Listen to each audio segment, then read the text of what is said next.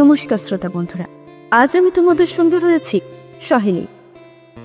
ছুঁয়ে থেকে মায়ায় যারা সঠিক উত্তর দিয়েছিলে তাদের নামগুলো হলো সমীরণ ধারা, শুক্লা দত্ত, অর্পিতা বারিক, পূজা দাস, সুভাষ মণ্ডল, অপর্ণা সামন্ত, কবিতা মালি, দেবমাল্য নায়েক, শম্পা মাল। আজকের গল্পের শেষেও আমি গুনে গুনে ঠিক 5টা প্রশ্ন করব তোমাদের। গল্পটা মন দিয়ে শুনতে হবে কিন্তু। আজ আমরা তোমাদের জন্য নিয়ে এসেছি আরও একটি মিষ্টি প্রেমের গল্প, কুমারজিৎ কুণ্ডুর কলমে বেনামি চিঠির ডাক বাক্স। শুনতে থাকো।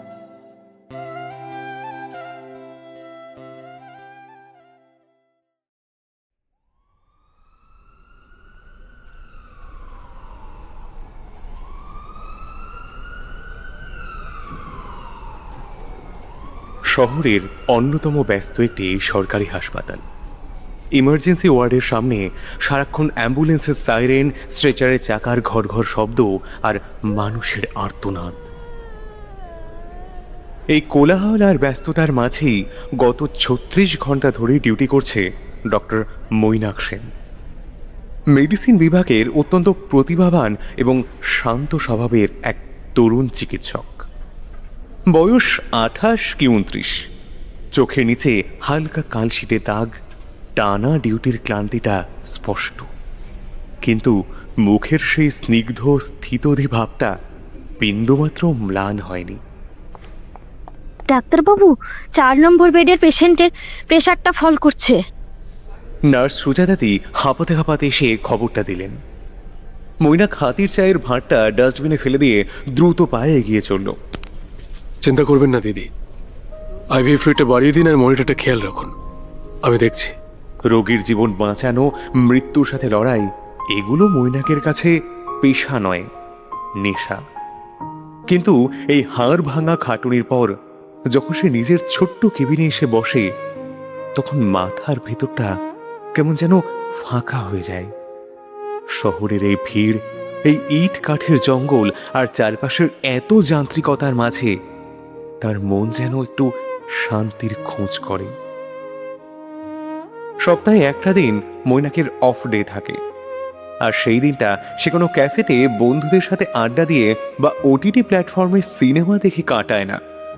তার গন্তব্য হয় উত্তর কলকাতার এক পুরনো শতাব্দী প্রাচীন লাইব্রেরি।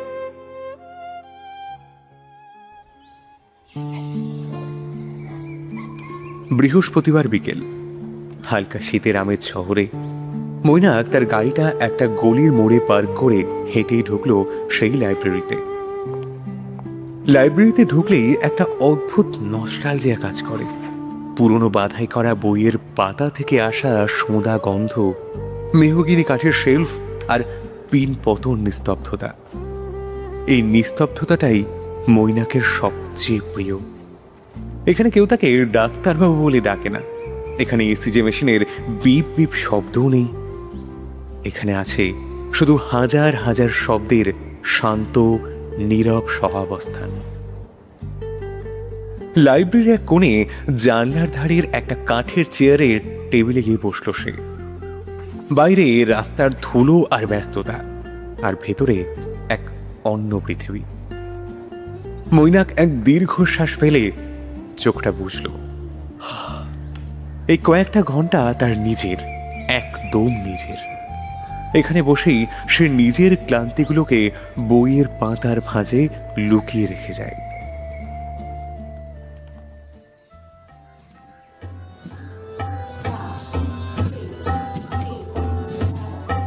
শহরের অন্য প্রান্তে একটা পুরনো বনেদি বাড়ির মস্ত হলঘরে তখন তবলার বোলের সাথে তাল মিলিয়ে বেজে চলেছে অসংখ্য ঘুঙুরের শব্দ।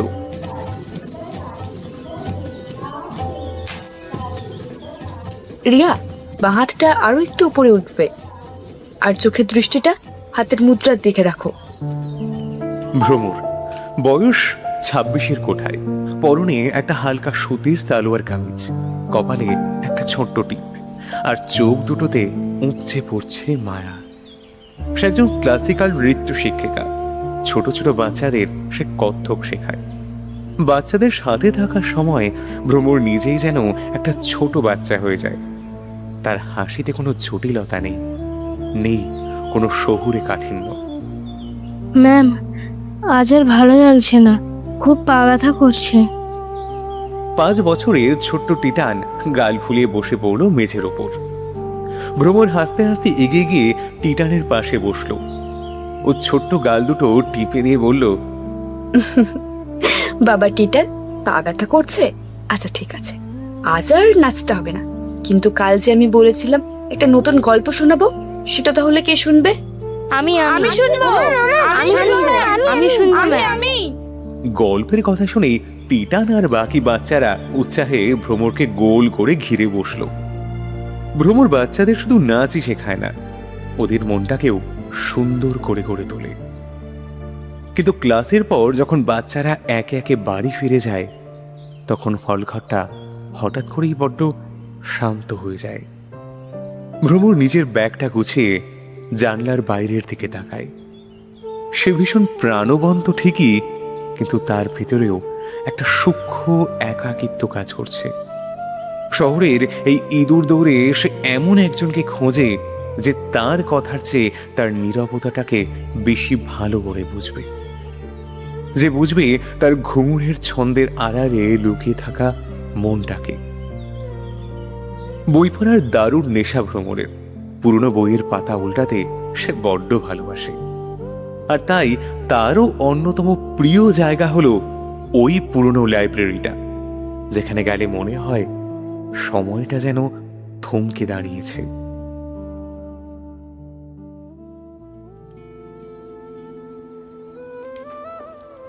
পরের সপ্তাহের কথা, বৃহস্পতিবার বিকেলবেলা মৈনাক লাইব্রেরিতে এসে নিজের পরিচিত সেই জানলার ধারের চেয়ারটায় বসেছে। আজ সে কবিতা পড়বে বলে মনস্থির করেছে। শেলফ থেকে সে বেছে নিল রবীন্দ্রনাথ ঠাকুরের সঞ্চয়িতার একটা পুরনো সংস্করণ। মলারটা একটু ক্ষয়ে গেছে, পাতাগুলো হলদেটে।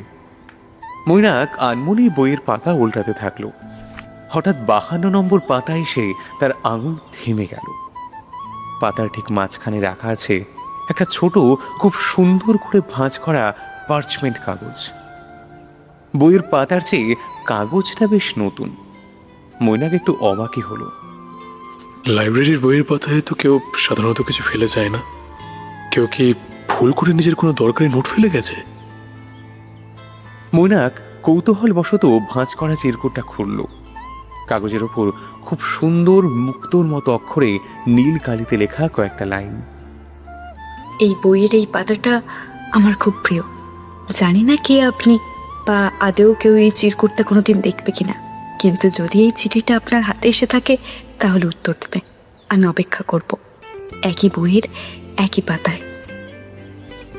চিঠির নিচে কোনো নাম নেই, শুধু একদম ডান দিকের কোণে পেন্সিল দিয়ে খুব নিখুঁতভাবে আঁকা ছোট্ট একজোড়া ঘুঙুরের ছবি। মৈনাক কয়েক মুহূর্ত স্তব্ধ হয়ে বসে রইল। তার কানের কাছে একটা মিষ্টি ঘুঙুরের রিনরিনে শব্দ যেন বেজে উঠল। চিঠিটা এত সহজ, এত সরল, অথচ এর মধ্যে একটা গভীর অচেনা মায়া লুকিয়ে আছে, যা মৈনাককে অদ্ভুতভাবে ছুঁয়ে গেল। কে লিখেছে এই চিঠি? কোনো কলেজ পড়ুয়া কিশোরী, নাকি একাকিত্বে ভোগা কোনো মানুষ, নাকি নিছকই কোনো কল্পনাপ্রবণ মন যে শব্দের মাধ্যমে এক অচেনা পৃথিবীর সাথে সংযোগ স্থাপন করতে চায়? কে লিখেছে?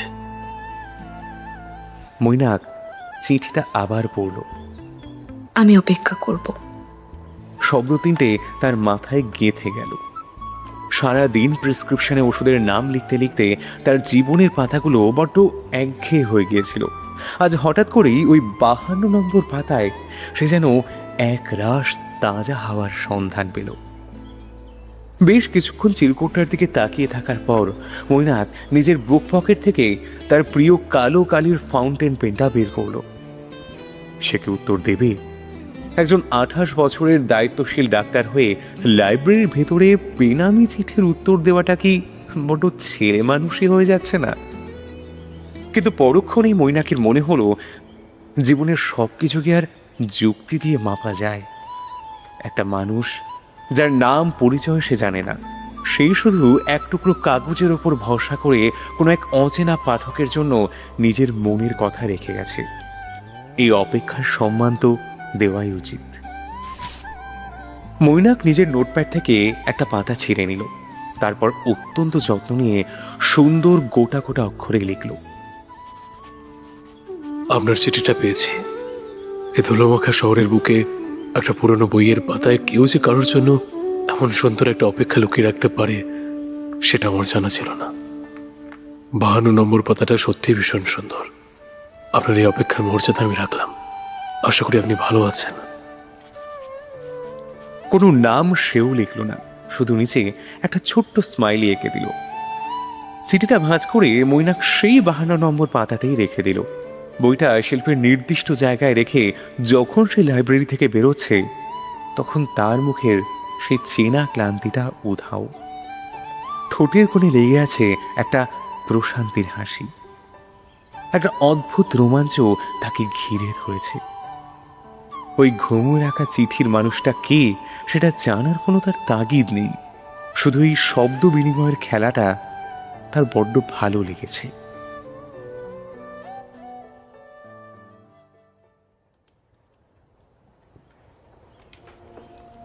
দিন চারে কেটে গেছে। সোমবার সকালের দিকে লাইব্রেরিতে ভিড়টা কম থাকে। ভ্রমণের ক্লাস অফ থাকায় আজ সকালেই লাইব্রেরিতে চলে এসেছে। তার বুকের ভেতরটা আজ অদ্ভুতভাবে ধুকপুক করছে। গত সপ্তাহে সে নেহাতে একটা আবেগের বশে ওই চিরকুটটা রেখে গিয়েছিল, তার খুব প্রিয় একটা কবিতার পাতায়। সে নিজেও জানতো না ওটা কেউ কোনোদিন খুলে দেখবে কিনা, বা খুললেও হয়তো বাজে কাগজ ভেবে ডাস্টবিনে ফেলে দেবে। ভ্রমর ধীর পায়ে কবিতার সেকশনে গেল। শেলফ থেকে সঞ্চয়িতা বইটা হাতে নিল সে। তার আঙুল কাঁপছে। যদি পাতাটা শূন্য থাকে, যদি কেউ ওটা ফেলে দিয়ে থাকে। চোখ বন্ধ করে 52 নম্বর পাতাটা সে খুলল। চোখ খুলতেই তার বুকটা ছ্যাঁত করে উঠল। সেখানে তার রাখা সেই পার্চমেন্ট কাগজটা আর নেই। তার বদলে রাখা আছে সাদা নোটপ্যাডের একটা পাতা। ভ্রমর দ্রুত কাগজটা তুলে নিল। কালো কালিতে লেখা একটা উত্তর। হাতের লেখাটা খুব পরিণত, স্পষ্ট আর সুন্দর। চিঠিটা পড়তে পড়তে ভ্রমরের চোখের কোণটা আনন্দে চিকচিক করে উঠল। কেউ একজন উত্তর দিয়েছে, সত্যি কেউ একজন উত্তর দিয়েছে। ভ্রমরের মনে হলো সে যেন শূন্যে ভাসছে। চিঠির ভাষাটা এতটাই মার্জিত আর ভদ্র যে ভ্রমর বুঝতে পারল উত্তরদাতা কোনো ফোঁচকে ছেলে বা দায়িত্ব জ্ঞানহীন কেউ নয়। মানুষটার মধ্যে একটা অদ্ভুত শান্ত ভাব আছে। আপনার এই অপেক্ষার মর্যাদা আমি রাখলাম। এই লাইনটাই ভ্রমরের মনে এক অসীম ভরসা তৈরি করলো। সে তখনই ব্যাগ থেকে একটা কলম বের করলো। লাইব্রেরির এক কোণে দাঁড়িয়ে সে তার দ্বিতীয় চিঠিটা লিখতে শুরু করলো। উত্তর দেওয়ার জন্য ধন্যবাদ। আমি ভেবেছিলাম চিরকুটটা হয়তো ডাস্টবিনেই জায়গা পাবে। আজ সকালে আপনার চিঠিটা পড়ে মনে হলো শহরের এই ভিড়ের মাঝেও কোথাও না কোথাও কিছু ম্যাজিক লুকিয়ে আছে। আপনি কে আমি তা জানি না। আপনার হাতের লেখার মতো আপনার মনটাও নিশ্চয়ই খুব সুন্দর আর গোছানো। চিঠিটা ভাঁজ করে আবার সে 52 নম্বর পাতায় রেখে দিল ভ্রমর। দুটো অচেনা মানুষের মধ্যে কোনো নাম, কোনো পরিচয়, কোনো মুখচ্ছবি ছাড়াই শুধু শব্দের সেতু দিয়ে এক অদ্ভুত মায়াবী সম্পর্কের সূচনা হলো, যেখানে রোজকার যান্ত্রিকতার বাইরে তারা এক নতুন পৃথিবীর খোঁজ পেতে শুরু করলো। লাইব্রেরির ওই 52 নম্বর পাতাটা এখন মৈনাক আর ভ্রমরের কাছে একটা গোপন ডাকবাক্স হয়ে দাঁড়িয়েছে। প্রতি বৃহস্পতিবার বিকেলে মৈনাক আসে আর সোমবার সকালে ভ্রমর। সপ্তাহের এই দুটো দিন তাদের জীবনে এক অদ্ভুত রোমাঞ্চ নিয়ে এসেছে। পরের বৃহস্পতিবার মৈনাক যখন বইটি খুলল, তখন ভ্রমরের লেখা সেই দ্বিতীয় চিঠিটা পেল। আপনার হাতের লেখার মতো আপনার মনটাও নিশ্চয়ই খুব সুন্দর আর গোছানো। লাইনটা পড়ে মৈনাকের ঠোঁটে একটা চওড়া হাসি ফুটে উঠল। সারা দিন ওটিতে দাঁড়িয়ে থাকার পর পিঠে যে ব্যথাটা তাকে ভোগাচ্ছিল সেটা যেন নিমেষেই উধাও হয়ে গেল। মৈনাক তখনই নিজের ফাউন্টেন পেনটা বের করে উত্তর লিখতে শুরু করলো। গোছানো কিনা জানি না, তবে আমার দিনগুলো ভীষণ ব্যস্ততায় কাটে। মানুষের ভিড়, কোলাহল আর ছোটাছুটির মাঝে আমার একমাত্র শান্তির জায়গা হলো এক কাপ চিনি ছাড়া কড়া করে ব্ল্যাক কফি আর এই লাইব্রেরিটা। আচ্ছা, আপনি কি ভালোবাসেন? আপনার দিনগুলো কেমন কাটে? সোমবার সকালে চিঠিটা পড়ে ভ্রমর খিলখিলিয়ে হেসে উঠল। ব্ল্যাক কফি, উফ, মানুষটা বড্ড বেরসিক তো। মনে মনে ভাবল সে। ভ্রমর তার ব্যাগের ভেতর থেকে একটা সুন্দর প্যাস্টেল রঙের কাগজ বের করে লিখতে বসলো। ব্ল্যাক কফি, ওটা তো তেতো জল। আমার আবার এসব একদম পছন্দ নয়। আমার চাই বৃষ্টির বিকেলে রাস্তার ধারের কড়া করে ফোটানো আদা চা, আর শালপাতার বাটিতে ঝাল ঝাল ফুচকা। আর আমার দিন কাটে এক তো দুষ্টু বাচ্চাদের সাথে। ওদের সামলাতে সামলাতেই আমার অর্ধেক বয়স পেরিয়ে গেল। আপনি কি ভীষণ সিরিয়াস গোছের মানুষ? চিঠির শেষে যথারীতি সেই ছোট্ট ঘুমুরের ছবি। বৃহস্পতিবার চিঠিটা পড়ে মৈনাক প্রায় শব্দ করেই হেসে ফেলল। হাসপাতালের স্টাফেরা কোনোদিন তাদের এই শান্ত গম্ভীর ডাক্তারবাবুকে এভাবে একা একা হাসতে দেখেনি। মৈনাক লিখল, আমি সিরিয়াস নই, তবে আমার চারপাশের পরিবেশটা আমাকে একটু গম্ভীর রাখে বইকি। আর হ্যাঁ, আপনার ওই ঝাল ফুচকার আদা চায়ের সাথে আমার ব্ল্যাক কফির কোনো বিরোধ নেই। দুটোই যার যার জায়গায় সেরা। তবে তেতো জল বলার তীব্র প্রতিবাদ জানালাম কিন্তু। এভাবেই শুরু হলো তাদের এক নামহীন আড্ডা।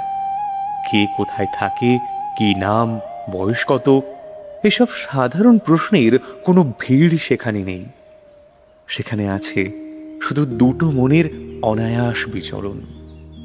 কেউ কাউকে দেখেনি, শুধু চিঠির প্রতিটা লাইনের মধ্যে দিয়ে তারা যেন একে অপরের চরিত্রটাকে খুব নিখুঁতভাবে আঁকতে শুরু করলো।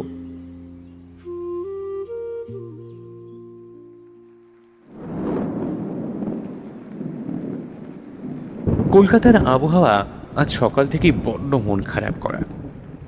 আকাশ মেঘলা আর ঝিরঝিরে বৃষ্টিটা হয়েই চলেছে।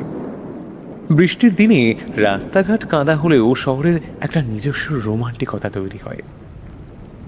ভ্রমর আজ একটা হলুদ রঙের সুতির শাড়ি পরে লাইব্রেরিতে এসেছে।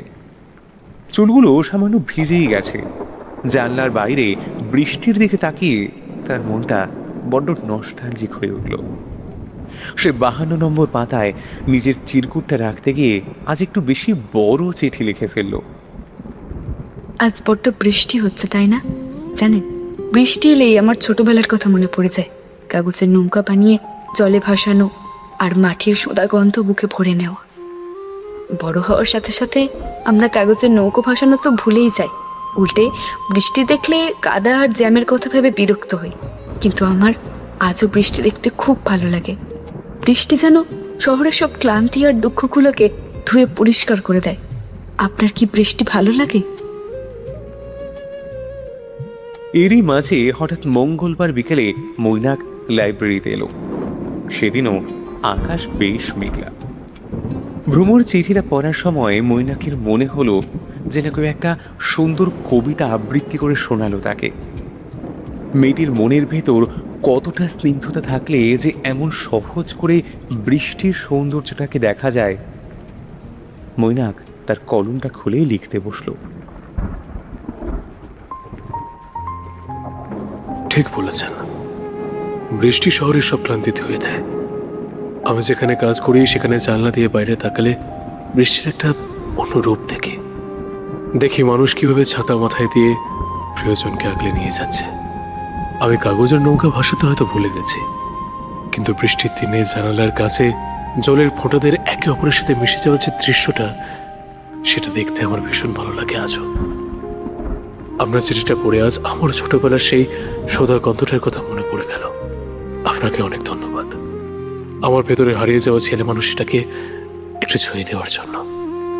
এই চিঠির মধ্যে দিয়ে দুজনে বুঝতে পারল তাদের রুচি, চিন্তাধারা এবং মনস্তত্ত্বের মধ্যে এক অদ্ভুত সুন্দর মিল আছে। তারা কেউ কাউকে না দেখেও যেন একে অপরের খুব কাছাকাছি পৌঁছে যাচ্ছে। সেদিন বুধবার রাতে মৈনাকের ডিউটিটা খুব খারাপ গেছে। ইমার্জেন্সিতে একটা অ্যাক্সিডেন্ট কেস এসেছিল। 28 বছরের একটা তরতাজা ছেলে। মৈনাক আর তার টিম 4 ঘন্টা ধরে অপারেশন থিয়েটারে আপ্রাণ লড়াই করেছে, কিন্তু ছেলেটাকে বাঁচাতে পারেনি। ছেলেটার মায়ের বুক ফাটা কান্না মৈনাকের মাথার ভেতর সারা রাত ধরে প্রতিধ্বনিত হয়েছে। ডাক্তার হলেও মৈনাক তো মানুষ। কিছু কিছু মৃত্যু আজও তাকে ভেতর থেকে দুমড়ে মুচড়ে দেয়। নিয়ম মাফিক বৃহস্পতিবার বিকেলে ক্লান্ত অবসন্ন একটা মন নিয়ে মৈনাক লাইব্রেরিতে এসে বসল। আজ তার চারপাশে কোনো শব্দই ভালো লাগছে না। সে শুধু 52 নম্বর পাতাটা খুলল। ভ্রমণের কোনো চিঠি ছিল না, কারণ ভ্রমণ তো সোমবার আসে। কিন্তু আজ মৈনাকের খুব ইচ্ছে করলো ওই অচেনা মানুষটার সাথে কথা বলতে। সে একটা সাদা কাগজ টেনে নিয়ে লিখতে শুরু করলো। আজ আমার দিনটা খুব খারাপ গেছে। এমন কিছু দেখলাম যে আমাকে ভেতর থেকে খুব একা করে দিয়েছে। জানেন, কখনো কখনো এই শহরে হাজার হাজার মানুষের ভিড়ে দাঁড়িয়েও নিজেকে ভীষণ একা মনে হয়। মনে হয় এত মানুষ, এত কোলাহল, তবু নিজের কষ্টটা ভাগ করে নেওয়ার মতন কেউ নেই। একাকিত্বের যে এত গাঢ় একটা রং থাকে, সেটা আজ বড্ড বেশি করে অনুভব করছি। আপনার কি কখনো এমন মনে হয় ভিড়ের মাঝেও একা হওয়ার কষ্টটা কি আপনাকেও ছোঁয়? চিঠিটা লিখে ভাঁজ করার সময় মৈনাকের মনে হলো সে হয়তো বড্ড বেশি ব্যক্তিগত কথা লিখে ফেলল। একজন অচেনা মানুষকে নিজের দুর্বলতার কথাটা জানানো কি ঠিক হলো? কিন্তু পরক্ষণেই তার মনে হলো ওই মানুষটা অচেনা হলেও তার চিঠির শব্দগুলো তো বড্ড আপন। সে চিঠিটা বইয়ের পাতায় রেখে লাইব্রেরি থেকে বেরিয়ে গেল। সোমবার সকালে ভ্রমর যখন মৈনাকের ওই চিঠিটা পড়ল, তার বুকের ভেতরটা কেমন যেন মোচড় দিয়ে উঠল। চিঠির প্রতিটা শব্দের মধ্যেই লুকিয়ে থাকা বিষাদ, তার ক্লান্তিটা ভ্রমর খুব স্পষ্টভাবে ছুঁতে পারল। মানুষটার জন্য তার বড্ড কষ্ট হতে লাগলো। কি এমন ঘুরেছে মানুষটার সাথে যা তাকে এতটা একা করে দিয়েছে? ভ্রমর বেশ কিছুক্ষণ চুপ করে জানলার বাইরে তাকিয়ে থাকলো। তারপর নিজের ব্যাগ থেকে হালকা নীল রঙের একটা প্যাড বের করে লিখতে বসল। সে চায় তার শব্দগুলো ওই মানুষটার মনের ওপর একটা প্রলেপ হয়ে উঠুক। আপনার চিঠিটা পড়ে আমার খুব মন খারাপ হলো। একাকিত্বের রং যে ভীষণ গাঢ় হয় সেটা আমি জানি, কিন্তু জানেন, আমি তো সারাদিন ছন্দের মধ্যে থাকি। আমি দেখেছি একটা গানের বা নাচের ছন্দে মাঝে মাঝে একটা ছোট্ট বিরতি বা পজ থাকে। ওই বিরতিটার সময় চারপাশটা একেবারে নিস্তব্ধ হয়ে যায় ঠিকই, কিন্তু ওই নীরবতাটা আসলে পরবর্তী সুন্দর ছন্দটার জন্যই তৈরি হয়। জীবনের কষ্টগুলো ঠিক ওই বিরতির মতো, ওগুলো আসে আমাদের একটু থামিয়ে দিতে, যাতে আমরা পরের মুহূর্তগুলোকে আরো ভালোভাবে উপলব্ধি করতে পারি। ভিড়ের মাঝে আপনি একা নন, আপনার চারপাশের মানুষেরাই আপনার শক্তি। আর হ্যাঁ, যখনই খুব একা লাগবে মনে করবেন শহরের অন্য প্রান্তে এমন একজন আছে যে আপনার এই অক্ষরগুলোর জন্য অধীর আগ্রহে অপেক্ষা করে থাকে। চিঠিটার নিচে একটা একটু বড় করে আঁকা ঘুঙুর, আর তার পাশে লেখা, ছন্দ ফিরে আসুক আপনার জীবনে। বৃহস্পতিবার মৈনা যখন এই চিঠিটা পড়ল, তার চোখ দুটো জলে ভিজে উঠল। কত সহজভাবে, কত সুন্দর করে মেয়েটি তার জীবনে একটা বড় সত্যি বুঝিয়ে দিল। যখনই খুব একা লাগবে মনে করবেন শহরের অন্য প্রান্তে এমন একজন মানুষ আছে। এই লাইনটা মৈনাকের মনের সমস্ত মেঘ কাটিয়ে একটা স্নিগ্ধ রোদ্দুর এনে দিল। তার মনে হলো এই অচেনা মানুষটা কোনো জাদুকরের চেয়ে কম কিছু নয়।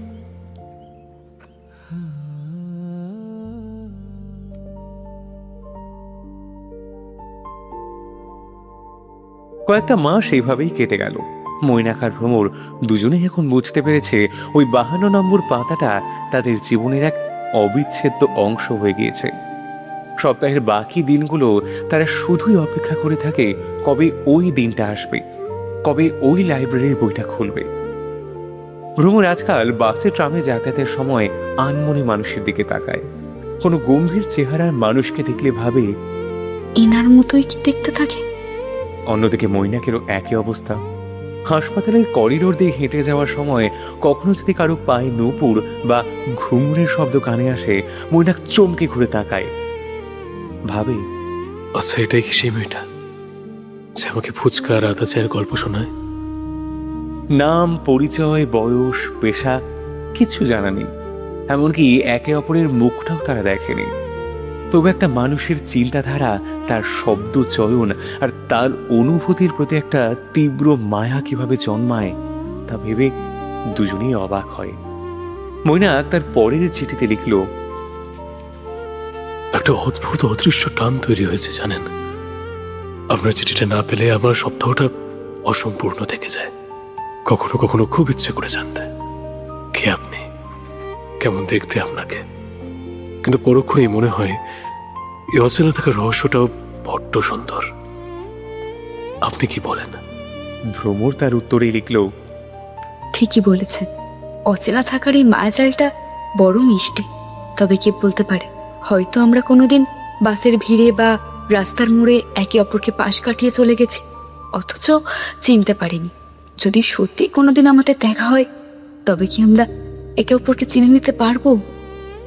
এই প্রশ্নটা দুজনের মনের মধ্যে এক অদ্ভুত সুন্দর উত্তেজনার জন্ম দিল। তারা কেউ জানতো না যে নিয়তি ইতিমধ্যেই তাদের এই প্রশ্নের উত্তরটা খুব সুন্দরভাবে সাজিয়ে রেখেছে। সেই পুরনো লাইব্রেরির ধুলোমাখা গন্ধের মাঝেই যে তাদের প্রথম চোখের দেখাটাও লেখা আছে, সেটা তারা ঘুণাক্ষরেও টের পায়নি।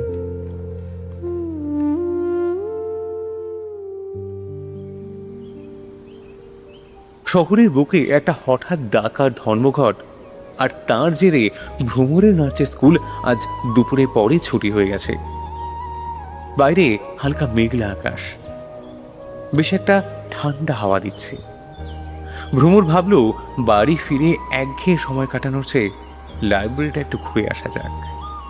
সাধারণত সোমবার সকালে আসে, কিন্তু আজ বৃহস্পতিবার বিকেল। এই বৃহস্পতিবার বিকেলগুলোর কথা ভেবেই ভ্রমণের কেমন যেন একটা রোমাঞ্চ হয়।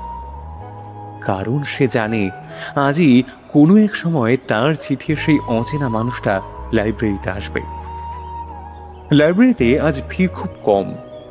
ভ্রমর ধীর পায়ে এগিয়ে গেল সেই চেনা শেলফটার দিকে। তার চোখ খুঁজছে রবীন্দ্রনাথের সেই পুরনো সঞ্চয়িতা বইটা, কিন্তু শেলফের নির্দিষ্ট জায়গায় বইটা নেই। ভ্রমর একটু অবাক হলো। সে কাউন্টার দিকে এগিয়ে গেল লাইব্রেরিয়ান কাকুকে জিজ্ঞাসা করার জন্য। ঠিক সেই সময় উল্টো দিক থেকে আসা একজন লম্বা শান্ত চেহারার যুবক লাইব্রেরির কাউন্টারের দিকে আসছিল। তার পরনে একটা সাধারণ ফর্মাল শার্ট, হাতাটা কুনুই অব্দি গোটানো, আর চোখে মুখে এক অদ্ভুত স্নিগ্ধ গাম্ভীর্য। দুজনেরই গন্তব্য ছিল কাউন্টার, আর দুজনেরই চোখ ছিল অন্যদিকে। এক্সকিউজ মি, সঞ্চয়িতা বইটা কি? ভ্রমর কথাটা বলতে বলতেই সামনে এগোতে গিয়ে যুবকটির সাথে প্রায় ধাক্কায় খেয়ে যাচ্ছিল। যুবকটি একটু পিছিয়ে এসে অত্যন্ত ভদ্রভাবে বলল, সরি, আমি আসলে খেয়াল করিনি। ভ্রমর চোখ তুলে তাকালো, আর তার সাথে সাথে তার চোখ আটকে গেল যুবকটির হাতে ধরা বইটার দিকে। পুরনো হলদেটে মলাটের সেই সঞ্চয়িতা। যুবকটি অর্থাৎ মৈনাক বইটা লাইব্রেরিয়ানকে জমা দিতে এসেছিল। ভ্রমরের দৃষ্টি অনুসরণ করে মৈনাক নিজের হাতের বইটার দিকে তাকালো, তারপর আবার ভ্রমরের চোখের দিকে। আপনি কি এই বইটা খুঁজছিলেন? মৈনাকের গলাটা অদ্ভুত ভরাট আর শান্ত। ভ্রমরের হৃৎপিণ্ডটা যেন এক সেকেন্ডের জন্য থমকে গেল। এই গলাটা তো সে কোনোদিন শোনেনি, কিন্তু এই মানুষটার চোখের দৃষ্টিতে এমন একটা গভীরতা আছে যা ওই চিঠির শব্দগুলোর সাথে বড্ড মিলে যায়। হ্যাঁ, মানে আমি এই বইটা খুঁজছিলাম। আপনি নিন, আমার পড়া হয়ে গেছে। মৈনাক মুচকি হাসল। সে বইটা ভ্রমণের দিকে এগিয়ে দিল। বইটা হাত বদল হওয়ার সেই ছোট্ট মুহূর্তটায় দুজনের আঙুলের আলতো ছোঁয়া লাগলো। ঠিক সেই সময় লাইব্রেরির পিন পতন নিস্তব্ধতায় দুজনেরই মনে হলো চারপাশের সময়টা যেন হঠাৎ থমকে দাঁড়িয়েছে। বইটা নেওয়ার সময় ভ্রমণের ব্যাগটা একটু দুলে উঠল। ব্যাগের চেনের সাথে ঝোলানো সেই ছোট্ট পিতলের কিরিং। কিরিংটা কোনো সাধারণ ডিজাইনের নয়, তাতে একটা ছোট্ট আসল ঘুঙুর লাগানো, যা নড়লেই খুব মিষ্টি একটা রিনিঝিনি শব্দ হয়।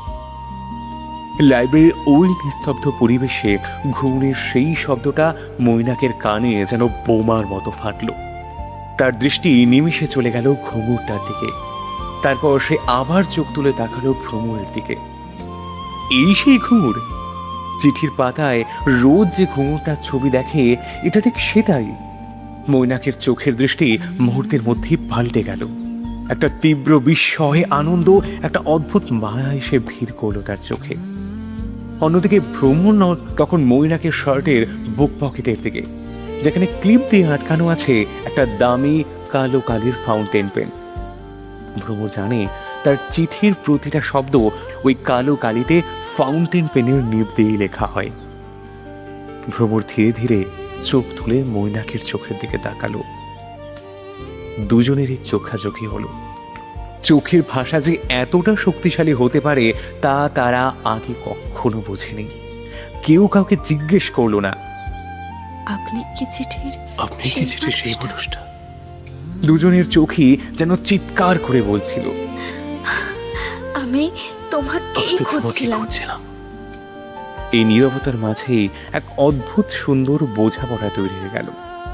মৈনাক বুঝতে পারল এই মিষ্টি প্রাণবন্ত মেয়েটি তার সেই 52 নম্বর পাতার সঙ্গী, আর ভ্রমর বুঝতে পারল এই শান্ত ধীর স্থির মানুষটাই তার জীবনের সেই অদৃশ্য টান। মৈনাক তার ঠোঁটের কোণে একটা খুব অর্থবহ গভীর হাসি ফুটিয়ে তুলল। ভ্রমর আর নিজেকে আটকে রাখতে পারল না, তার মুখে ফুটে উঠল এক অপরূপ স্নিগ্ধ হাসি। সে বইটা হাতে নিয়ে খুব নিচু গলায় বলল, ধন্যবাদ, বইটা আমার খুব প্রিয়। জানি। মৈনাক শুধু এই একটা শব্দই বলল, কিন্তু ওই একটা শব্দের ওজন ছিল 1000টা বাক্যের সমান। কেউ তারা চিঠির কোনো প্রসঙ্গ তুলল না। এই না বলা কথার মায়াজালটা তারা ছিঁড়তে চাইল না। শব্দের চেয়েও যে নীরবতা এতটা সুন্দর হতে পারে তা তারা আজ অনুভব করল।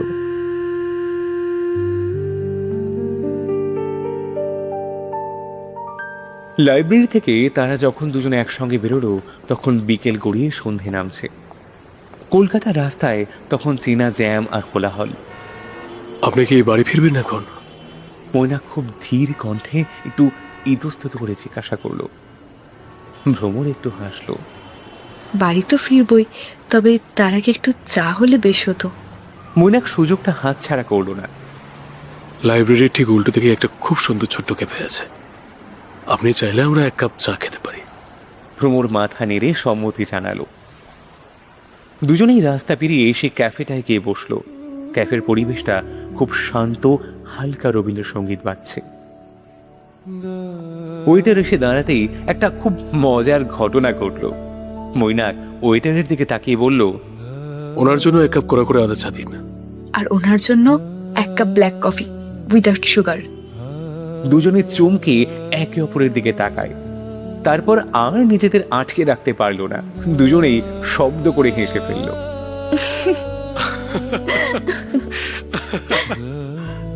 তাদের এই হাসির মধ্যে দিয়ে তাদের সব গোপন পরিচয় যেন প্রকাশ্যে চলে এলো, অথচ কেউ কাউকে কিচ্ছু বলল না। চা আর কফির গল্প তো হলো, এবার আসল নামটা জানা যেতে পারে? আমি ভ্রমর সেনগুপ্ত, বাচ্চাদের ক্লাসিক্যাল নাচ শেখাই। আর আপনি? আমি মৈনাক, ডাক্তার মৈনাক সেন, পেশায় একজন সার্জন। সারাদিন ওই সাদা অ্যাপ্রন আর এমার্জেন্সির ভিতরেই থাকি। সার্জন? আমি তো ভেবেছিলাম আপনি সাহিত্যর অধ্যাপক বা ওইরকম কিছু হবেন। সার্জনদের তো শুনেছি কথা বলারও সময় থাকে না, আর আপনি কি না? আমি কিনা লাইব্রেরিতে এসে পুরনো বই খুঁজি। আসলে সারাদিন মৃত্যুর সাথে লড়াই করার পর আমার এমন কিছুর দরকার হয় যা আমাকে বেঁচে থাকার একটু ইন্ধন দেয়, আনন্দ দেয়। আপনাদের মতন শিল্পীদের জগৎটা অনেক বেশি জীবন্ত। ভ্রমর মৈনাকের এই কথাটায় মুগ্ধ হয়ে গেল। মানুষের পেশা যতটা কঠিন, তার মন ঠিক ততটাই নরম। সেদিন কফির কাপের ধোয়ার সাথে সাথে তাদের দীর্ঘদিনের নামহীন আড্ডাটা একটা সুন্দর রূপ পেল। তারা জানতো 52 নম্বর পাতার চিঠি হয়তো এবার বন্ধ হবে, কিন্তু জীবনের পাতায় তাদের একসাথে পথ চলা সবে শুরু হলো। প্রায় মাসখানেক কেটে গেছে। মৈনাক আর ভ্রমণের সম্পর্কটা এখন আর শুধু লাইব্রেরিতে বা কফির কাপে সীমাবদ্ধ নেই। তারা এখন একে অপরের খুব ভালো বন্ধু, আর তার চেয়ে একটু বেশি কিছু। রোজ ফোনে কথা না হলেও মেসেজে একে অপরের খোঁজ নেওয়াটা তাদের রুটিন হয়ে দাঁড়িয়েছে। সেদিন মৈনাকের টানা 48 ঘন্টার ডিউটি ছিল। সারা রাত ওটিতে থাকার পর সকাল 10টার দিকে সে যখন নিজের কেবিনে এসে বসলো, তার চোখ দুটো ঘুমে বুজে আসছে। পেটে দানা পানি পড়েনি কাল রাত থেকে। হাসপাতালের ক্যান্টিনের ওই বিস্বাদ টোস্ট আর প্যাকেট চা খাওয়ার বিন্দুমাত্র ইচ্ছে তার নেই। হঠাৎ কেবিনের দরজায় টোকা পড়ল। খাবেন? ক্লান্ত গলায় মৈনাক বলল। দরজা খুলে যে ভেতরে ঢুকলো তাকে দেখে মৈনাকের ঘুম এক নিমেষে উধাও হয়ে গেল। ভ্রমর, পরনে একটা নীল কুর্তি, কাঁধে একটা বড় ব্যাগ আর হাতে একটা স্টিলের টিফিন ক্যারিয়ার। তুমি এখানে এই সময়? মৈনাক অবাক হয়ে নিজের চেয়ার ছেড়ে উঠে দাঁড়ালো। ভ্রমর মুচকি হেসে টিফিন ক্যারিয়ারটা মৈনাকের টেবিলের উপর রাখলো। হ্যাঁ আমি। তুমি কাল মেসেজ করেছিলে যে টানা ডিউটি চলছে। আমি জানি সারা রাত জেগে মানুষের সেবা করার পর এই হাসপাতালের পচা খাবার খেতে কারোর ভালো লাগে না, তাই আসার সময় একটু বাড়ির খাবার বানিয়ে নিয়ে এলাম। মৈনাক বাকরুদ্ধ হয়ে গেল। একজন সার্জন হিসেবে তাকে সবাই সম্মান করে ঠিকই, কিন্তু মানুষ হিসেবে তার যে যত্ন দরকার সেটা তার মা ছাড়া আর কেউ কখনোই এইভাবে ভাবেনি। কি হলো, খাবে না নাকি ব্ল্যাক কফি খেয়ে পেট ভরাবে?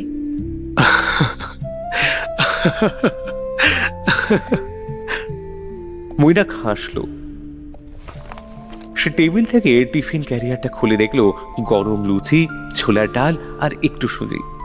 খুব সাধারণ খাবার, কিন্তু মৈনাকের কাছে এর চেয়ে দামি 5 স্টার হোটেলের খাবারও কিছু নয়। দুজনেই হাসপাতালের ক্যান্টিনের একটা কোণের টেবিলে গিয়ে বসলো। মৈনাক খাচ্ছে আর ভ্রমর তার নাচের স্কুলে গল্প করে চলেছে অনর্গল। বাচ্চাদের আজ একটা নতুন মুদ্রা শেখাতে গিয়ে সে কি কাণ্ড। মৈনাক চুপচাপ শুনছে। তার চোখের দৃষ্টি ভ্রমণের মুখের ওপর স্থির। এই মেয়েটা শুধু তার চিঠির জীবনসঙ্গী নয়, এই মেয়েটা তার জীবনের সেই বিরতি বা পজ যার কথা ভ্রমণ নিজেই একদিন চিঠিতে লিখেছিল। এই বিরতিটা মৈনাকের একঘেয়ে জীবনকে একটা নতুন ছন্দ এনে দিয়েছে। খাবারটা খুব সুন্দর হয়েছে ভ্রমর, অনেকদিন পর এত তৃপ্তি করে খেলাম। মৈনাক গভীর গলায় বলল। ভ্রমর চোখটা নামিয়ে নিল। তার ফর্সা গাল দুটো হালকা লাল হয়ে উঠল। সে বুঝতে পারছিল মৈনাকের ওই প্রশংসার ভেতরে শুধু খাবারের কথা নেই, আছে এক গভীর ভালো লাগার প্রকাশ।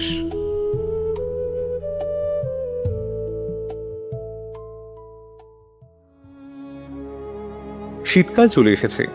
বিভিন্ন জায়গায় সাংস্কৃতিক অনুষ্ঠানের মরশুম। ভ্রমরের নাচের স্কুলে আজ বার্ষিক অনুষ্ঠান ছন্দম। রবীন্দ্র সদন অডিটোরিয়ামে এই অনুষ্ঠানের আয়োজন করা হয়েছে। ভ্রমর মৈনাককে কার্ডটা দিয়ে খুব করে বলেছিল আসার জন্য, কিন্তু মৈনাকের আজ বিকেলেও একটা ক্রিটিক্যাল সার্জারি ছিল। ভ্রমর ভেবেছিল মৈনাক হয়তো আসতে পারবে না। অনুষ্ঠান শুরু হয়ে গেছে। ছোট ছোট বাচ্চাদের পারফরমেন্স শেষ হওয়ার পথে। অনুষ্ঠানের শেষ আকর্ষণ ছিল ভ্রমরের নিজের একটি একক কত্থক পরিবেশনা। পরনে লাল এবং সোনালী পাড়ের এক অপূর্ব সুন্দর কত্থকের পোশাক, পায়ে ভারী ঘুঙুর। স্টেজের আলো যখন তার উপর এসে পড়ল তখন তাকে সত্যি কোনো দেবীর মতো দেখাচ্ছিল। তবলার বোলের সাথে সাথে ভ্রমর নাচতে শুরু করলো।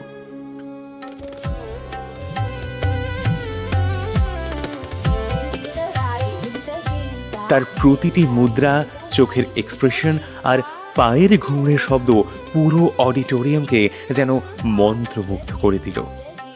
হলঘরের একদম পেছনের সারির অন্ধকারে দাঁড়িয়ে আছে মৈনাক। সার্জারি শেষ করেই সে সোজা ছুটে এসেছে এখানে, এমনকি নিজের অ্যাপ্রনটা বদলানোর সময়ও পায়নি। সে অবাক বিস্ময়ে স্টেজের দিকে তাকিয়ে আছে। যে মেয়েটিকে সে লাইব্রেরিতে বা কফি শপে দেখেছে, স্টেজের উপর সে যেন সম্পূর্ণ একটা অন্য মানুষ। তার ভেতরের শিল্পী সত্তাটা আজ মৈনাকের সামনে ধরা দিয়েছে।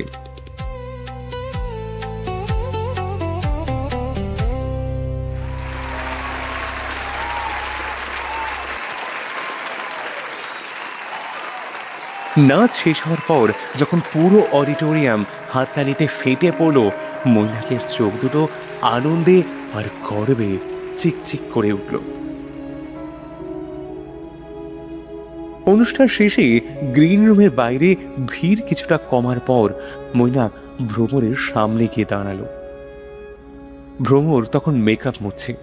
মৈনাককে দেখে সে আনন্দে লাফিয়ে উঠল। তুমি এসেছো? আমি তো ভেবেছিলাম তুমি আজ আসতেই পারবে না। তোমার এত বড় একটা দিন আর আমি আসবো না, তা কি হয়? মৈনাক হাসি মুখে বলল, তারপর একটু থেমে খুব শান্ত গলায় বলল, আজ বুঝলাম, জানো তো, তোমার চিঠির শব্দগুলোতে এত জাদু কোথা থেকে আসতো। তোমার নাচের ছন্দের মধ্যেই তোমার মনটাও অসম্ভব সুন্দর ভ্রমর। আজ আর তাদের মধ্যে কোনো নামহীন আড্ডার আড়াল নেই। আছে শুধু দুজন জলজান্ত মানুষ যারা একে অপরের প্রতি তীব্রভাবে আকৃষ্ট। সেই রাতে রবীন্দ্র সদনের বাইরে দাঁড়িয়ে তারা একে অপরের থেকে যখন বিদায় নিচ্ছিল, তখন তারা দুজনেই জানতো তাদের সম্পর্কটা বন্ধুত্বের গণ্ডি অনেক আগেই পেরিয়ে গেছে। এখন শুধু এই সম্পর্কটাকে একটা সুন্দর পরিণতি দেওয়ার অপেক্ষা।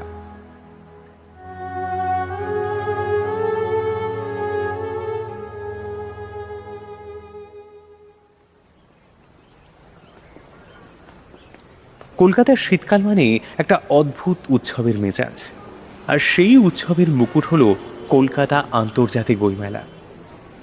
জানুয়ারির শেষের দিকে শহরে বাতাসে একটা হালকা শীতের শিশিরানি, আর বইমেলার মাঠে নতুন বইয়ের গন্ধ, ধুলো ও মানুষের ভিড় মিলেমিশে এক অপূর্ব নস্টালজিয়া তৈরি করে।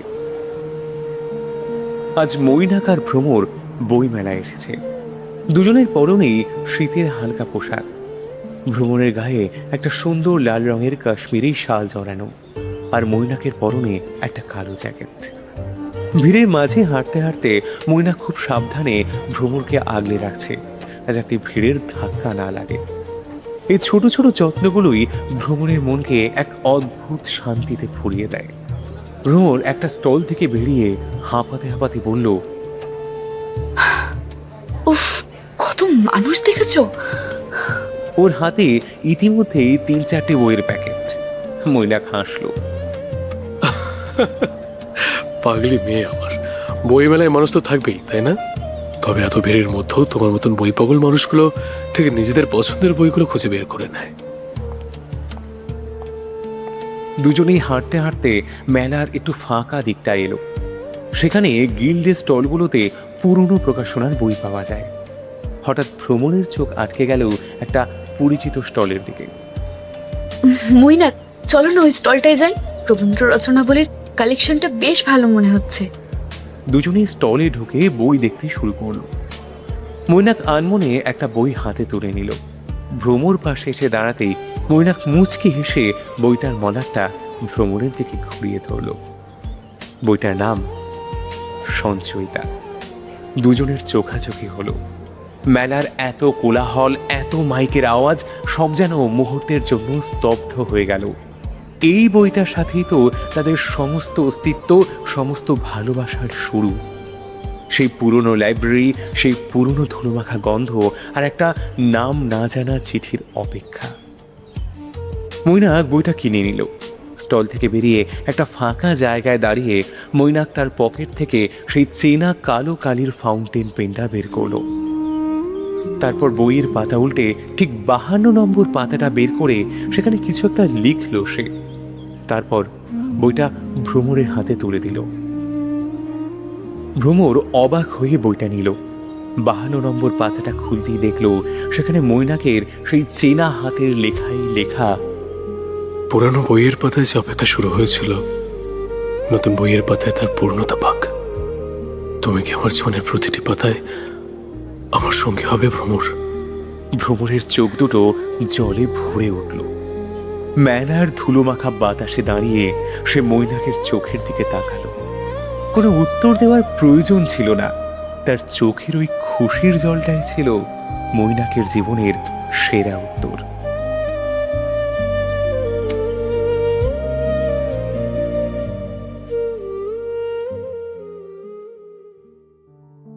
মৈনাকের মা অরুন্ধতী দেবী একজন অত্যন্ত মার্জিত এবং রুচিশীল মহিলা। একসময় স্কুলের শিক্ষিকা ছিলেন, এখন অবসর নিয়েছেন। মৈনাকের বাবা মারা গেছেন কয়েক বছর হলো।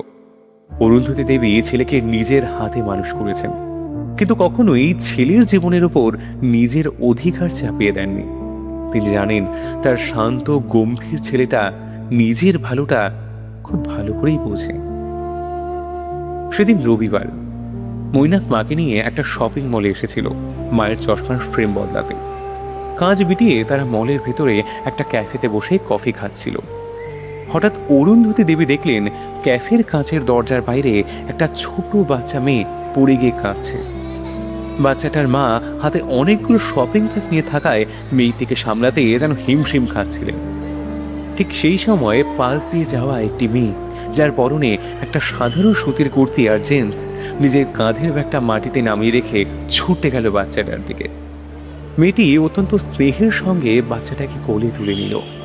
ওর হাঁটুর ধুলো ঝেড়ে দিয়ে এমনভাবে কিছু একটা বলে হাসালো যে বাচ্চাটার কান্না নিমেষে থেমে গেল।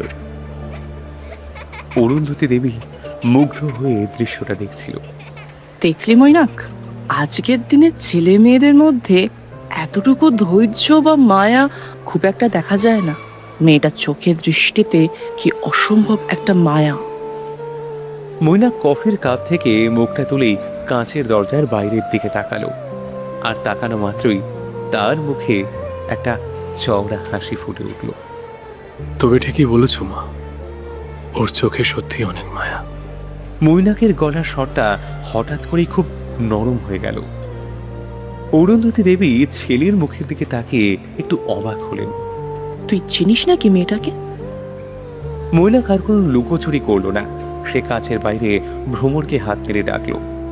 ভ্রমর মৈনাককে দেখতে পেয়ে হাসি মুখে ক্যাফেতে ঢুকে এলো, কিন্তু মৈনাকের সামনে একজন বয়স্ক মহিলাকে বসে থাকতে দেখে একটু থতমত খেয়ে গেল।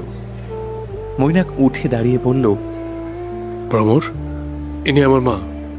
আর মা, এ হলো ভ্রমর, যার কথা আমি তোমায় একদিন বলেছিলাম। ওই যে লাইব্রেরি, সঞ্চয়িতা 52 নম্বর পাতা। অরুন্ধতী দেবীর মুখে এক অপরূপ স্নিগ্ধ হাসি ফুটে উঠল। তিনি উঠে দাঁড়িয়ে ভ্রমরের হাত দুটো নিজের হাতের মুঠোয় নিলেন। এসো মা, বসো। মৈনাকের কাছে তোমার অনেক কথা আমি শুনেছি, কিন্তু আজ নিজের চোখে দেখে বুঝলাম আমার ছেলেটা শুধু ভালো ডাক্তার নয়, জহুরিও বটে। ভ্রমর লজ্জায় আর শ্রদ্ধায় অরুন্ধতী দেবীকে প্রণাম করল। কোনো আড়ম্বর নেই, কোনো কৃত্রিমতা নেই। একটা সাধারণ শপিং মলের ক্যাফেতে অত্যন্ত স্বাভাবিকভাবে শাশুড়ি ও হবু বৌমার প্রথম আলাপটা এক অদ্ভুত সুন্দর, এক অদ্ভুত মধুর সম্পর্কের ভিত্তিপ্রস্তর স্থাপন করে দিল।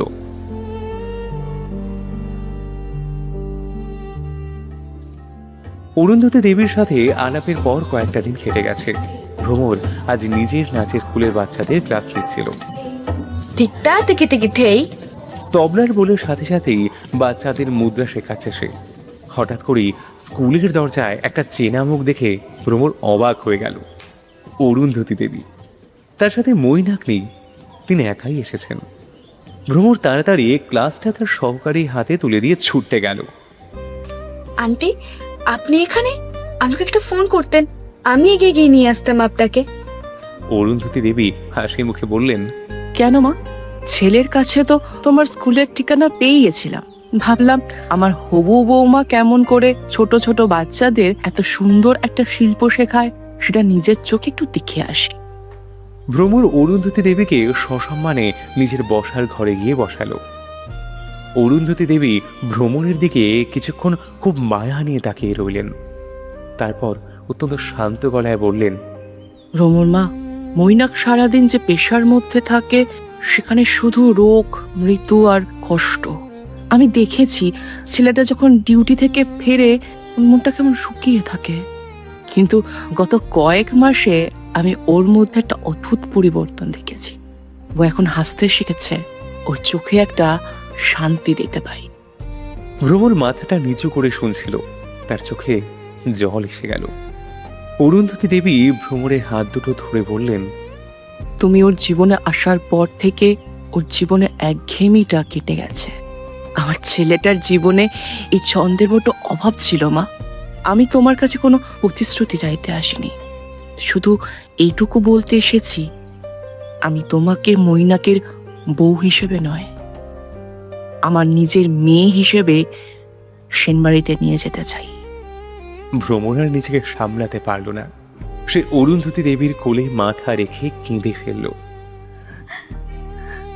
একটা মেয়ে বিয়ের আগে তার শ্বশুরবাড়ির মানুষদের নিয়ে কতই না চিন্তায় থাকে, কিন্তু অরুন্ধতী দেবী তার সেই সব ভয় এক লহমায় দূর করে দিলেন। একটা মা যেমন তার মেয়েকে আগলে রাখে, ঠিক তেমনই এক অদ্ভুত ভালোবাসার বন্ধন তৈরি হলো দুজনের মধ্যে। ভ্রমরের বাবা সুবিমল বাবু একজন অবসরপ্রাপ্ত ব্যাংক আধিকারিক, আর তার মা আরতি দেবী একজন সাধারণ গৃহবধূ। ভ্রমর তাদের একমাত্র মেয়ে। তারা যখন শুনল যে ভ্রমর শহরের একজন নামকরা ডাক্তারের সাথে সম্পর্কে জড়িয়েছে, তখন তাদের মনে একটু ভয় কাজ করছিল। ডাক্তার মানুষ, বড় ঘরের ছেলে, তাদের মতো সাধারণ মধ্যবিত্ত পরিবারের সাথে কি মানিয়ে নিতে পারবে? কিন্তু সেই সব ভয় দূর হয়ে গেল যেদিন মৈনাক প্রথমবার ভ্রমরের বাড়িতে এলো।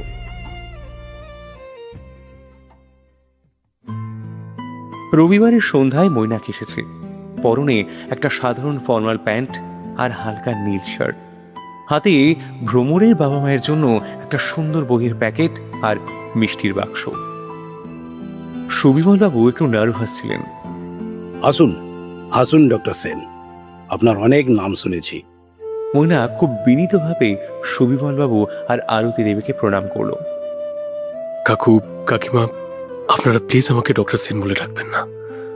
আমি আপনাদের নিজের ছেলের মতো, মৈনাক বলেই ডাকবেন প্লিজ। আর হ্যাঁ, আপনি নয়, তুমি। মৈনাকের সহজ মাটির কাছাকাছি থাকা স্বভাবটা সুবিমল বাবুকে মুহূর্তের মধ্যেই মুগ্ধ করে দিল। রাতের খাওয়ার সময় কোনো দামি রেস্তোরাঁ খাবার নয়, আরতি দেবী নিজের হাতে লুচি, আলুর দম আর পায়েস বানিয়েছিলেন। মৈনাক এত তৃপ্তি করে খেলো যে আরতি দেবীর মন ভরে গেল। খাওয়া শেষ হওয়ার পর মৈনাক নিজেই নিজের এঁটো থালাটা বেসিনে ধুয়ে রেখে এলো। এই একটা ছোট্ট কাজ সুবিমল বাবুর চোখ এড়ালো না। একটা প্রতিষ্ঠিত নামকরা সার্জন, যার অহংকার থাকার হাজারটা কারণ আছে, তার মধ্যে এতটুকু অহংকার নেই। বসার ঘরে বসে সবাই যখন গল্প করছিল, তখন সুবিমল বাবু মৈনাকের দিকে তাকিয়ে খুব শান্ত গলায় বলল, মৈনাক বাবা, ভ্রমর আমাদের বড্ড আদরের মেয়ে। বাবা হিসেবে আমার সব সময় একটা চিন্তা ছিল, মেয়েটা যেন একটা ভালো মানুষের হাতে পড়ে। পেশায় বড় হওয়ার চেয়ে মানুষ হিসেবে বড় হওয়াটা অনেক বেশি জরুরি। আজ তোমাকে দেখে মনে হচ্ছে আমি নিশ্চিন্তে আমার মেয়েটার হাত তোমার হাতে তুলে দিতে পারি। মৈনাক সুবিমল বাবুর হাতটা ধরে বলল, কাকু, আমি ভ্রমরকে সারা জীবন সুখী আর আনন্দে রাখবো, এটুকু কথা আমি আপনাদেরকে দিলাম। ভ্রমর দরজার আড়ালে দাঁড়িয়ে সব শুনছিল। তার জীবনের দুটো সবচেয়ে প্রিয় মানুষ একে অপরকে এতটা সুন্দরভাবে গ্রহণ করেছে দেখে তার মনে হলো সে পৃথিবীর সবচেয়ে ভাগ্যবতী মেয়ে।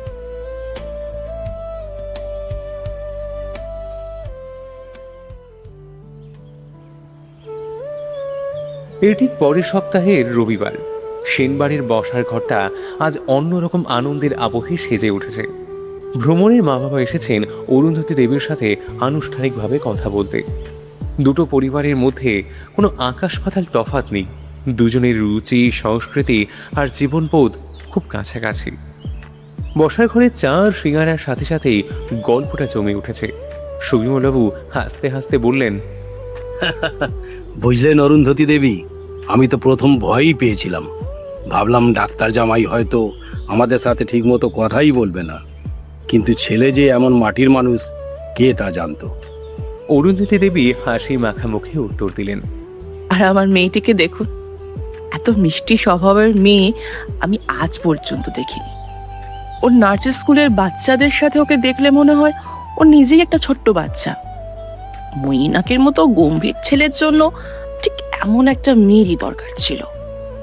চা চক্রের আড্ডায় কোনো দেনা পাওনা, গয়না বা স্ট্যাটাস নিয়ে একটা শব্দ উচ্চারিত হলো না। গল্প হলো পুরনো কলকাতার, উত্তম সুচিত্রার সিনেমা নিয়ে আর রবীন্দ্রসঙ্গীত নিয়ে। দুটো শিক্ষিত মার্জিত পরিবারের এই মেলবন্ধন প্রমাণ করে দিল যে ভালোবাসা শুধু দুটো মানুষের হয় না, ভালোবাসা দুটো পরিবারকেও এক সুতোয় বেঁধে ফেলে। তাহলে আর দেরি করে কি লাভ সুবিমল বাবু? অরুন্ধতী দেবী প্রস্তাব দিলেন। হ্যাঁ হ্যাঁ, একদম, আমাদের কোনো আপত্তি নেই। হ্যাঁ দিদি, আমাদের কোনো আপত্তি নেই, ওটাই করুন, খুব ভালো হবে। সুবিমলবাবু আর আরতি দেবী সানন্দে রাজি হয়ে গেলেন। মৈনাক আর ভ্রমর একটু দূরে ব্যালকনিতে দাঁড়িয়েছিল। ভ্রমর মৈনাকের দিকে তাকিয়ে ফিস ফিস করে বলল, আমার না মাঝে মাঝে ভয় হয় মৈনাক। এত নিখুঁত, এত সুন্দরভাবে সবকিছু কিভাবে হচ্ছে, কোনো ড্রামা নেই, কোনো ঝামেলা নেই। মৈনাক ভ্রমরের হাতটা আলতো করে নিজের হাতে মুঠো নিয়ে হাসল। কারণ আমাদের গল্পের শুরুটা হয়েছিল একটা পুরনো লাইব্রেরির শান্ত পরিবেশে, কোনো কোলাহলের মাঝে নয়। যে প্রেমের শুরুটা রবীন্দ্রনাথের পাতার মতন স্নিগ্ধ হয়, তার পরিণতিতে তো শান্তিই থাকবে, তাই না? ভ্রমর মাথা নেড়ে সায় দিল। শীতের পড়ন্ত বিকালে নরম রোদ এসে পড়েছে দুজনের মুখের ওপর। একটা নামহীন চিঠি থেকে শুরু হওয়া গল্পটা আজ দুই পরিবারের আশীর্বাদে এক সুন্দর পরিণতির দিকে এগিয়ে চলেছে।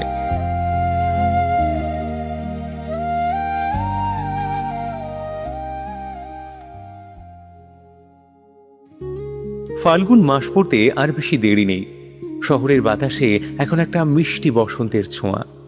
সেনবাড়ি এবং সেনগুপ্ত বাড়ি দুই পরিবারেই এখন জোর বিয়ের প্রস্তুতি। তবে অন্য 10টা সাধারণ বিয়ের মতো এখানে অহেতুক কোনো চাপ বা দৌড়ঝাঁপ নেই। সবকিছুই হচ্ছে খুব সুন্দর, গোছানো আর শান্তভাবে।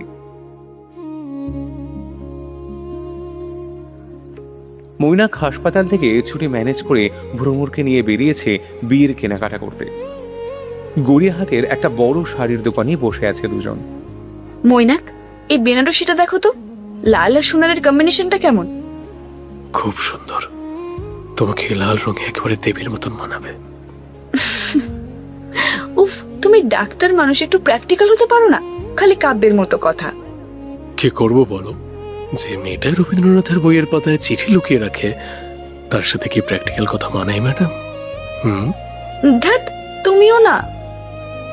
কেনাকাটা শেষে দুজনেই ফুচকা খেলো। সেই রাস্তার ধারের ঝাল ফুচকা, যা ভ্রমর চিঠিতে লিখেছিল। মৈনাক ব্ল্যাক কফির মানুষ হলেও আজ ভ্রমরের সাথে ফুচকা খেতে তার একটু খারাপ লাগলো না। কয়েকদিন পর আইবুড়ো ভাতের অনুষ্ঠান। অরুন্ধতী দেবী নিজের হাতে ভ্রমরকে আইবুড়ো ভাত খাওয়ালেন। পঞ্চব্যঞ্জন সাজিয়ে পাশে একটা ছোট্ট প্রদীপ জেলে ভ্রমরকে যখন তিনি আশীর্বাদ করলেন, তখন তার চোখ ছলছল করে উঠল। আমার মইনাককে সারা জীবন এভাবে আগলে রেখো মা। অন্যদিকে ভ্রমরের বাড়িতেও মৈনাকের আইবুড়ো ভাত হলো। সুবিমলবাবু আর আরতি দেবী নিজেদের ছেলের মতো করে মৈনাককে খাওয়ালেন। দুই পরিবারের এই আন্তরিকতা আর ভালোবাসায় যেন প্রমাণ করে দিচ্ছিল যে সম্পর্কটা শুধু দুটো মানুষের নয়, সম্পর্ক আসলে দুটো পরিবারের আত্মার মিল। আগামীকাল বিয়ে। নিয়ম অনুযায়ী বিয়ের আগের দিন হবু বরকনের দেখা করা বারণ, কিন্তু মৈনাক আর ভ্রমর তো একটু অন্যরকম। সারা জীবনের একটা বড় অধ্যায় শুরু করার আগে তাদের নিজেদের মধ্যে একটু নিভৃতে সময় কাটানো খুব দরকার ছিল। সন্ধেবেলা ভ্রমর তাদের বাড়ির সামনে একটা ছোট্ট পার্কের বেঞ্চে এসে বসল। জায়গাটা বেশ শান্ত। কিছুক্ষণ পরেই মৈনাক এসে বসলো তার ঠিক পাশে। দুজনেই বেশ কিছুক্ষণ চুপ। আকাশে একটা গোল চাঁদ উঠেছে, বাতাসে শিউলি আর ছাতিম ফুলের একটা হালকা মায়াবী গন্ধ। বিশ্বাস হচ্ছে না তাই না? কাল এই সময় আমরা বিবাহিত থাকব। তুমি হবে ডক্টর মৈনাক সেন আর আমি ভ্রমর সেন। মৈনাক ভ্রমরের হাতটা নিজের হাতের মুঠোয় নিল। আমি তো সেই কবে থেকেই তোমার হয়ে গেছি ভ্রমর। যেদিন লাইব্রেরিতে তোমার ওই ঘুঙুরটা রেনেসিনের শব্দ শুনেছিলাম, সেদিনই বুঝেছিলাম আমার জীবনের বাকি পাতাগুলো তোমার সাথে লেখা হবে। ভ্রমর মৈনাকের কাঁধে মাথা রাখল। জানো মৈনাক, আমার খুব ভয় করত। ভাবতাম বিয়ের পর সব পাল্টে যায়, মানুষের ব্যস্ততা বেড়ে যায়, ভালোবাসা কমে যায়। কিন্তু তোমার এই শান্ত ধীর স্থির স্বভাবটা আমাকে একটা অদ্ভুত ভরসা দেয়। মনে হয় পৃথিবীর সব ঝড় তুমি ওই ফাউন্টেন পেন দিয়ে লেখা একটা সুন্দর শব্দ দিয়ে থামিয়ে দিতে পারবে। দুজনের এই নীরব বোঝাপড়া, এই শান্ত কথোপকথন যেন কালকের সেই মহোৎসবের আগে একটা স্নিগ্ধ প্রস্তুতি। কোনো অস্থিরতা নেই, আছে শুধু এক গভীর নির্ভরতা। পার্ক থেকে ওঠার আগে মৈনাক নিজের পকেট থেকে একটা সাদা খাম বের করে ভ্রমরের হাতে দিল। এটা কি?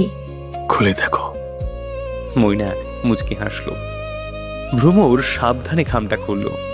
ভেতরে একটা পুরনো হলদেটে পার্চমেন্ট কাগজ। কাগজটা খুলতেই ভ্রমরের চোখে ভেসে উঠল সেই মুগ্ধর মতো হস্তাক্ষর আর ডান দিকের কোণে ছোট্ট করে আঁকা ঘুঙুরের ছবিটা। ভ্রমরের হৃৎপিণ্ডটা এক লহমায় যেন থমকে গেল। এটা তো তার লেখা সেই প্রথম চিঠিটা, যেটা সে লাইব্রেরির 52 নম্বর পাতায় রেখে এসেছিল। তুমি তুমি এটা রেখে দিয়েছিলে? যে চিরকুটটা আমার জীবনের সবচেয়ে সুন্দর অধ্যায়টা শুরু করেছিল, সেটা আমি লাইব্রেরির বইয়ে ফেলে আসবো? তা কি হয়?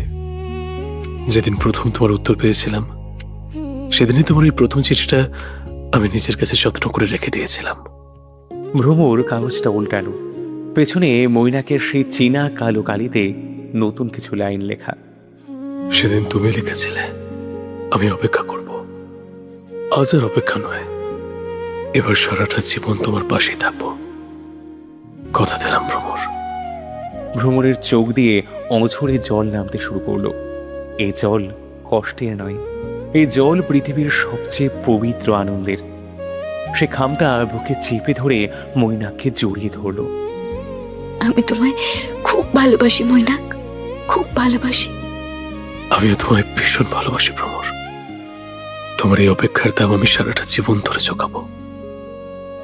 বিয়ের আগের সন্ধ্যার এই ছোট্ট উপহারটা তাদের প্রেমের ভিত্তিকে আরো কয়েক গুণ মজবুত করে দিল।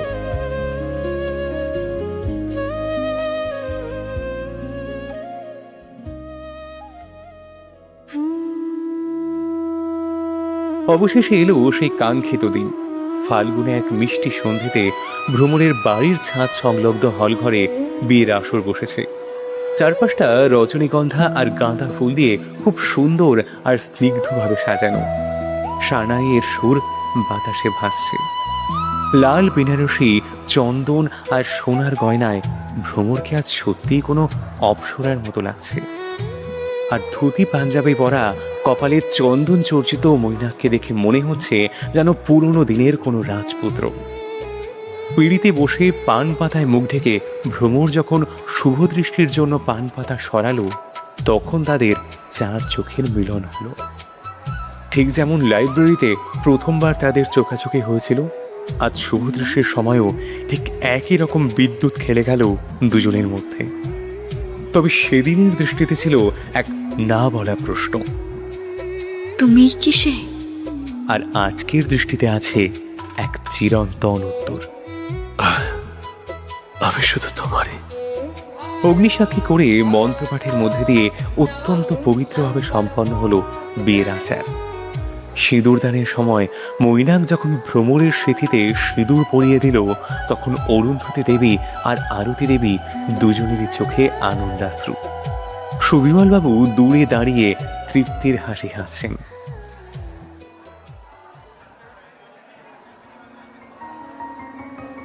বিদায়ে কোনো অহেতুক কান্নাকাটি বা নাটকীয়তা হলো না। ভ্রমর তার বাবা মাকে প্রণাম করে হাসি মুখে বলল, আমি তো শহরের এই প্রান্ত থেকে ওই প্রান্তে যাচ্ছি, শুধু কদিন পরেই তো আবার আসছি তোমাদের জ্বালাতে। সবাই হেসে উঠল। মৈনাক সুবিমলবাবুর হাত ধরে বলল, চিন্তা করবেন না কাকু, আপনার মেয়েকে আমি চোখের আড়াল হতে দেব না। দুই পরিবারের আশীর্বাদ আর এক রাস সুন্দর স্মৃতির সাথে নিয়ে ভ্রমর এসে পৌঁছল তার নতুন ঠিকানায়, সেনবাড়িতে। বিয়ের পর বেশ কয়েকটা মাস সুন্দরভাবেই কেটে গেছে। মৈনাক আর ভ্রমর তাদের নতুন জীবনের সাথে খুব সুন্দরভাবে মানিয়ে নিয়েছে। মৈনাক আগের মতোই হাসপাতালে যায় আর ভ্রমর নাচের স্কুলে। কিন্তু দিন শেষের ক্লান্তিটা এখন আর কাউকে গ্রাস করে না, কারণ বাড়ি ফিরলেই যে একে অপরের হাসি মুখটা দেখতে পায় তারা। একদিন ছুটির দুপুরে নিজেদের ঘরের জানলার ধারের ছোট্ট সোফাটায় বসে আছে দুজনে। বাইরের হালকা রোদ এসে পড়েছে ঘরের ভেতর। ঘরের এক কোণে এক নতুন সুন্দর মেহগিনি কাঠের বুকশেলফ বানিয়েছে মৈনাক। সেখানে চিকিৎসা বিজ্ঞানের মোটা মোটা বইয়ের পাশে সযত্নে সাজানো আছে সাহিত্যের নানা বই। মৈনাক শেলফ থেকে সেই বইমেলায় কেনা সঞ্চয়িতাটা বের করে আনলো। কি ব্যাপার, আজ হঠাৎ আবার রবীন্দ্রনাথ? মৈনাক হাসল। সে তার বুক পকেট থেকে সেই ফাউন্টেন পেনটা বের করে ভ্রমরের হাতে দিল। আমাদের গল্পের শুরুটা তো একটা চিঠি দিয়ে হয়েছিল, আর দেখো আজ আমাদের গল্পটা পূর্ণতা পেয়েছে। কিন্তু আমি চাই আমাদের এই 52 নম্বর পাতার ম্যাজিকটা যেন কোনোদিন শেষ না হয়। মানে? মৈনাক বইটার 52 নম্বর পাতাটা খুলে ভ্রমরের কোলের ওপর রাখলো। লেখো, আজ তুমি আর আমি দুজনে মিলে একটা চিঠি লিখবো, কোনো অচেনা মানুষের জন্য নয়, আমাদের ভবিষ্যতের জন্য। ভ্রমর মৈনাকের চোখের দিকে তাকালো। সেই চোখে এক অনন্ত ভালোবাসা আর মায়া। ভ্রমর কলমটা হাতে নিল। মৈনাক পিছন থেকে ভ্রমরের হাতটা ধরল। দুজনের মিলিত ছোঁয়ায় সেই কালো কালিতে 52 নম্বর পাতায় লেখা হলো এক নতুন ইতিহাস। যদি কোনোদিন আমাদের ছেলে বা মেয়ে এই বইটা খুলে দেখে, তাহলে যেন জানে একটা ছোট্ট চিঠিও কখনো কখনো সারা জীবনের ভালোবাসা হয়ে ওঠে। ভ্রমর নিচে খুব যত্ন করে সেই চেনা ঘুমনের ছবিটা আঁকলো, আর মৈনাক আঁকলো একটা ছোট্ট স্মাইলি। বইটা বন্ধ করে মৈনাক শেলফের একদম ওপরের তাকে যত্ন করে রেখে দিল। জানলার বাইরে একটা হালকা হাওয়া বয়ে গেল। ভ্রমর মৈনাকের বুকে মাথা রাখল, আর মৈনাক তাকে নিজের দুই হাতে পরম শান্তিতে জড়িয়ে ধরল। শহরের এক কোণে ধুলোমাখা লাইব্রেরির এক পুরনো পাতা থেকে শুরু হওয়া নামহীন আড্ডাটা আজ এক নিখুঁত, পরিণত আর স্নিগ্ধ ভালোবাসার রূপকথায় পরিণত হলো। এই প্রেমের কোনো শেষ নেই। এই প্রেম এক অনন্ত কবিতা হয়ে চিরকাল বেঁচে থাকবে ওই 52 নম্বর পাতার ভাঁজে।